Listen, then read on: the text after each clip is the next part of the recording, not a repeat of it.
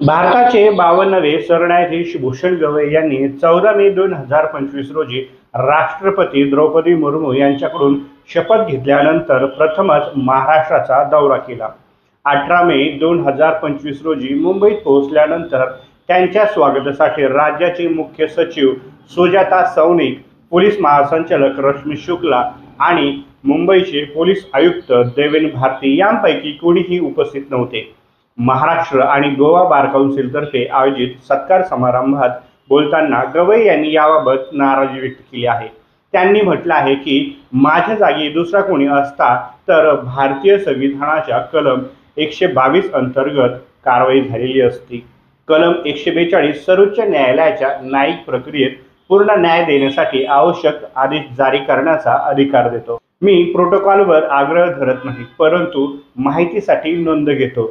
जर दुसरा कोणी माझ्या जागी असता तर त्याने कलम 142 चा वापर नक्कीच केला असता।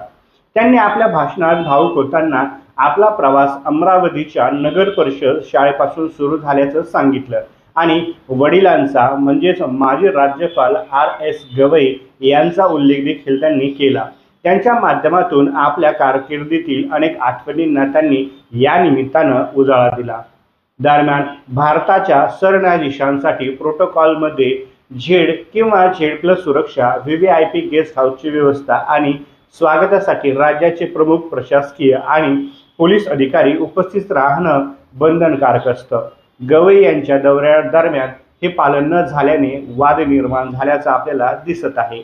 गवई यांनी या बाबीचा उल्लेख करताना घटनात्मक पदाचा आदर राखण्यावर भर दिला असल्याचं देखील आपल्याला दिसत आहे। सरन्यायाधीशांच्या नाराजीनंतर मुख्य सचिव, पोलीस महासंचालक आणि मुंबई पोलीस आयुक्त यांनी त्याच दिवशी दुसऱ्या कार्यक्रमात हजेरी लावली आणि दिलगिरी देखील व्यक्त केली। अधिकाऱ्यांनी पुढील कार्यक्रमात उपस्थित राहून आणि योग्य राजशिष्टाचार पाळून आपली चूक सुधारण्याचा देखील प्रयत्न केला।